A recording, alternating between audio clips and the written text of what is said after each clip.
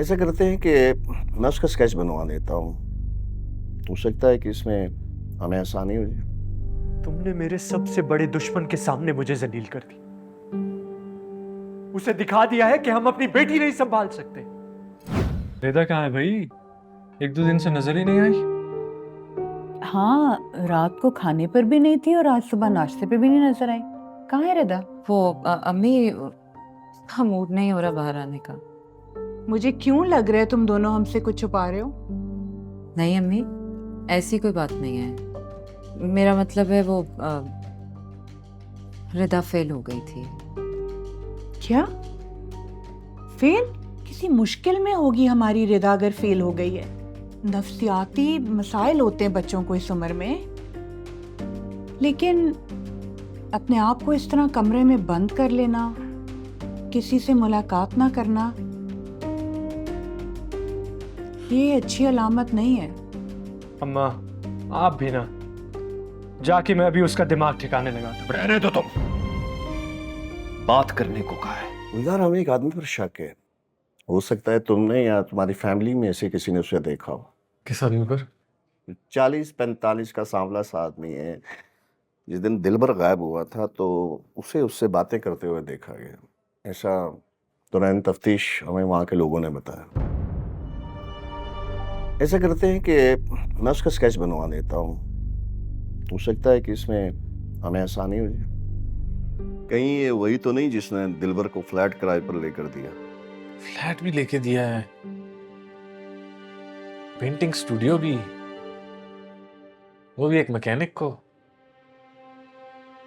समझ नहीं आ रही। तुम्हारी भतीजी के कमरे की तलाशी भी लेनी पड़ेगी। हो सकता है कि वहां से कुछ क्लू मिल जाए। नहीं नहीं गुलजार, पुलिस के आने का मतलब है कि सब कुछ तहस नहस हो जाएगा, तुम्हारे भाई को पता चल जाएगा। हम इज्जत का उछलना अफोर्ड नहीं कर सकते। लेकिन भाभी, पुलिस ऐसे रिदा को तलाश नहीं कर पाएगी। सर, मैं खुद 2 दिन से रिदा के कमरे की तलाशी ले रही हूँ, इस उम्मीद पे कि शायद कोई सुराग मिल जाए। भाभी, आपकी और पुलिस की तलाशी लेने में बहुत फर्क है। मैं काम करती हूँ, मैं रिदा के कमरे में जाकर वीडियो कॉल करती हूँ। क्या? ये देखिए,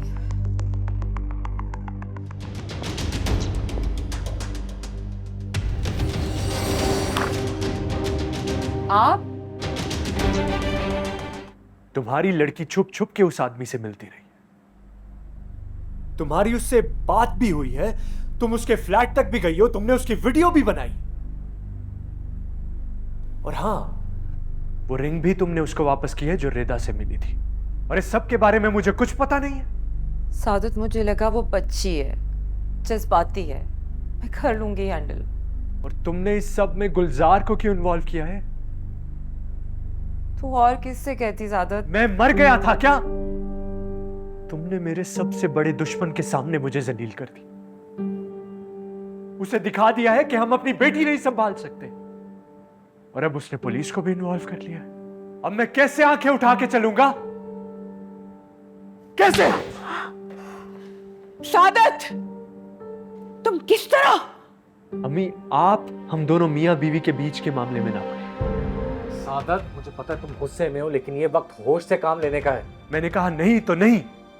और हाँ, अपने उस SHO दोस्त को भी बोल देना कि पुलिस की मुदाखलत अब और नहीं चाहिए। और अगर ये बात औरों तक भी नहीं पहुंचेगी तो तुम्हारी बहुत मेहरबानी होगी। देखिए इडियट जुमेरात और जुमा 8 बजे। इश्क ने गालिब निकम्मा कर दिया, वरना हम आदमी थे काम के। इस तरह के लोगों से लड़ने का सिर्फ और सिर्फ एक तरीका है, इनकी आंखों में आंखें डालो और लड़ो। और रुक जा, हर किसी को तमीज सिखा भी नहीं सकता बंदा। देखिए शिकार, हफ्ता और इतवार रात 7 बजे। क्योंकि मैं ग्रीन हूं।